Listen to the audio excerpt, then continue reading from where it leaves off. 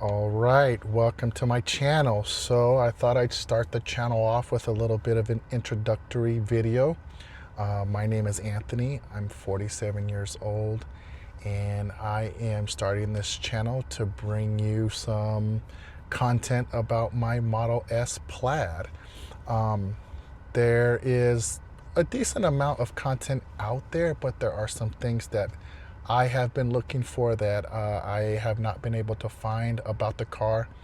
And so I figured, why not try to start a channel and maybe find that information and provide it to folks who may be looking for that kind of information. So I guess I'll start the video off a little bit about just talking about myself. So I mentioned my name is Anthony. I'm 47 years old, and I live in Tucson, Arizona, and I'm a homeowner, but my cars are not garaged. So some of the content that I've been looking for is actually like for people that own Plaids that are what I would consider power users, meaning, they park their car outside in the hot summer.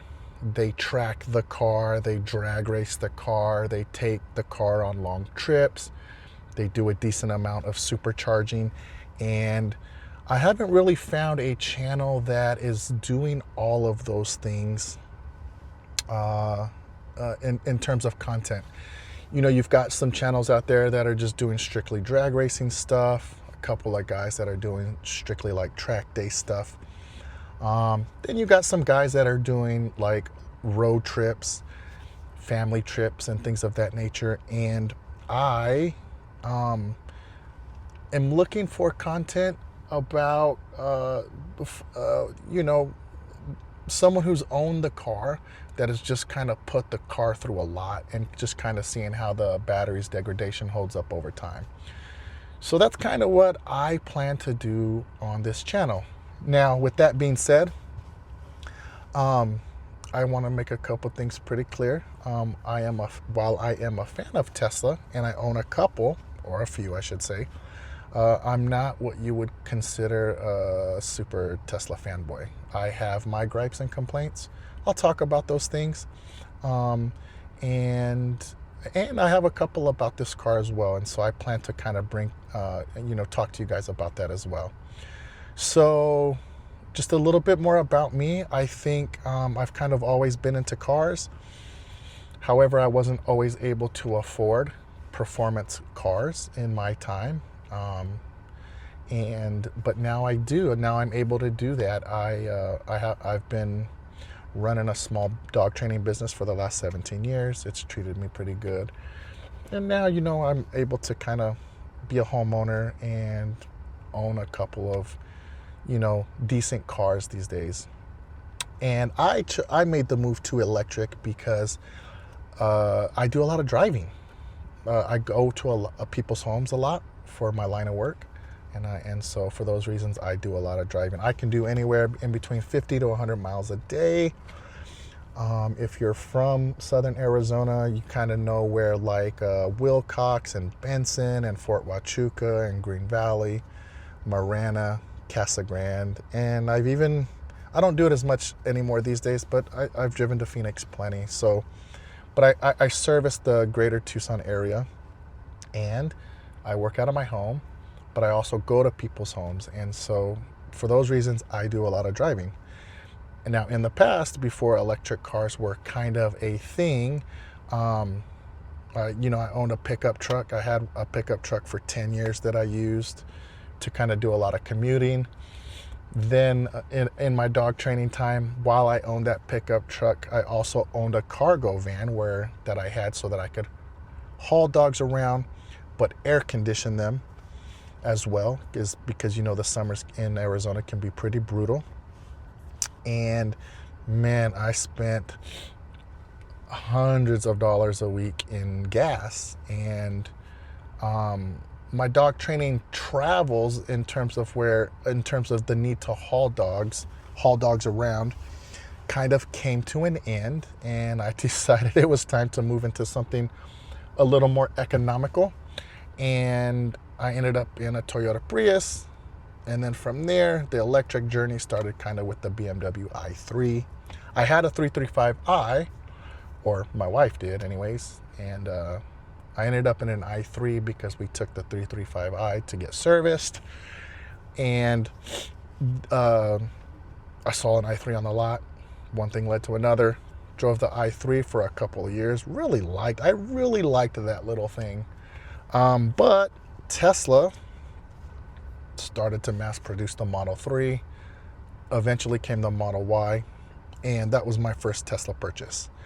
Give me 1 second here. I need to clean my nose. Oops. Okay, so I ended up with the Model Y, and I needed a little bit of like a compact SUV. I still need to be able to haul a dog. That's why, like the Prius, is a little bit of a cargo type rear end, or a hatchback rear end, I'm sorry, I should say. And so was the i3 for that matter. And so if I needed to put a dog in a car and air condition them, I could do that in those vehicles. And so that's why I chose to go with Model Y first. I still have the Model Y. And my wife now has a Model 3. And now I'm in a Model S. So in any case, that's kind of just a real quick, background story on myself. Now, in the context of the Model S Plaid, I do plan to put it through the ringer, and that's why I kind of decided to start this channel. I do plenty of road tripping. I like to do the drag racing. I like to do the track days. So the car's going to go through a lot of supercharging, and then it's also going to be parked in my driveway outside in the summer months. And if you guys know anything about, electric car batteries, you know that, the hot summer is not their friend, right? It's not the battery's friend. It doesn't do well. It can add to the degradation of the battery.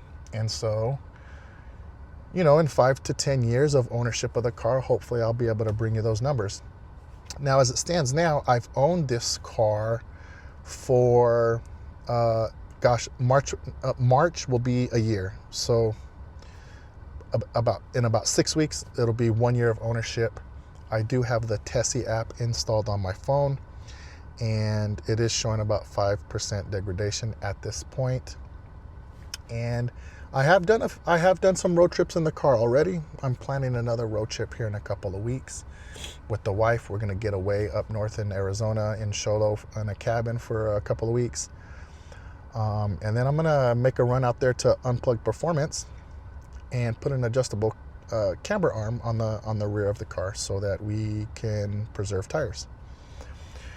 So that's kind of where I am. I think I've done one track day, and I've done quite a bit of drag racing. Matter of fact, last May, I took part in a Kingman Route 66 annual drag race event that they have out there.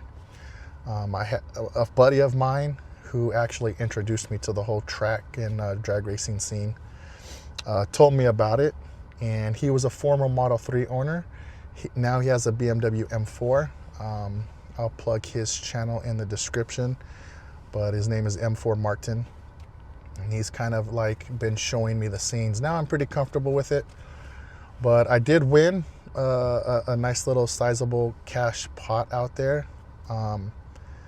The guys that, with the hot rods that were building cars and had cars there that they built to race, they were not happy that I was there. So some of those guys, they were even writing on their car windows that they were racing that Tesla sucks and all this stuff. So I got a big kick out of it. I didn't even know that you could win a pot. I was just there for fun. It was a big event, 3-day event. A lot of cars out there. It was really, really fun time. But ended up winning a nice little $1,000 pot out there.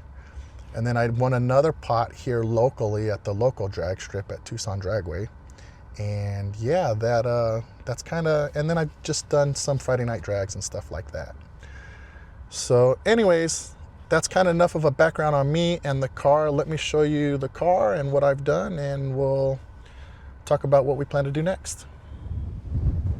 All right, you guys, so here's the exterior of the car. It's stealth gray, as you can see here. Your Tesla is locked, sir. Sentry mode activated. We've got our lock chime, as you can hear there. And I'm on the 21s because I have the track pack brakes, rotors and calipers, ceramic, installed on the car. And unfortunately, the 19s that I was in do not fit, and those wheels are for sale. So if you're interested, let me know in the comments or find a way to get a hold of me on social media. I actually posted them in one of the PLAID groups earlier today. And I don't have another set of wheels at the moment, so for now I'm stuck on the 21s. Eventually we'll change them out into some 20s just to maybe help out with a little bit of efficiency. And for the most part, the car's pretty stock other than the brakes. You know, I mentioned I did a track day and it was important to me that I had brakes when I did that. I chose to go with Tesla, mostly because I wanted the firmware update for the suspension, and then I also wanted to unlock the top speed as well. And so, yeah, this is the car. There's my license plate, Gap U. It's pretty windy out here, so I'm gonna, hopefully this little cover on this microphone helps up with that. I'm just hanging out here in an empty mall parking lot.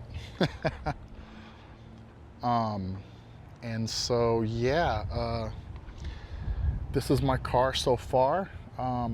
I do have other modifications that I want to do to the car. I want to put a body kit on it. I want to put the sports seats in it.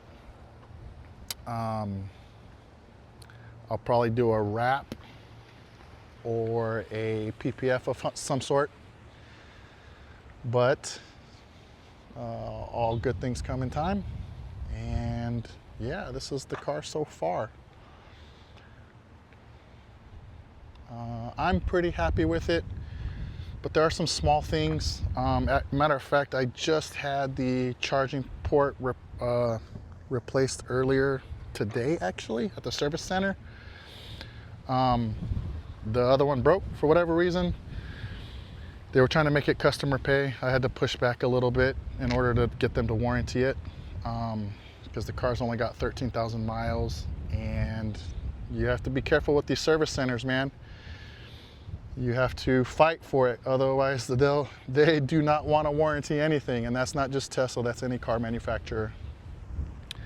So if you do have to go get some warranty work, make sure you fight for it, otherwise they'll charge you, because warranty work does affect their bottom line regardless. It does need to go back for a couple of things. This handle here squeaks. It's really bad. And the rear seat buttons here, they don't release the seats at all. So that's my understanding. Those should actually go all the way down. It's possible I'm wrong about that, but I am gonna have them look at it anyways. So let's just push that back in and lock it. You know, I've got their little cover back here, and it doesn't really fit it properly. Like you can see, you know, there's a little bit of a gap here. So I may swap that out down the road, but it's fine for now. I mean, no one's really in and out of the back of the car enough to really kind of judge me and give me shit about a mat that doesn't like fit properly. So anyways, just push that seat back in so it locks. But yeah, this is the car.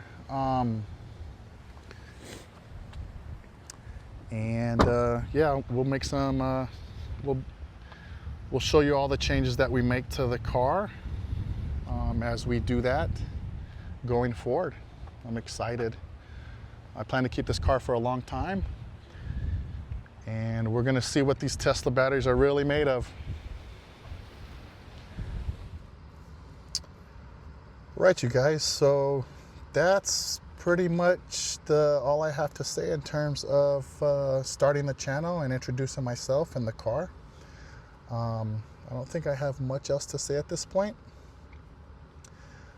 But I plan to make a lot of content. Okay, I talked about the drag racing. The other thing I didn't mention was like full self-driving stuff. So we're going to do a lot of that as well.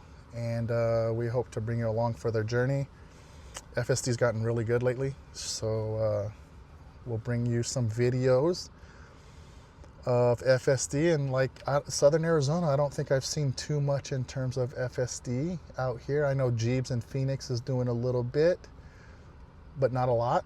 And so hopefully we can bring some different insights and perspective to the software. It's really good right now. I'm very impressed with it.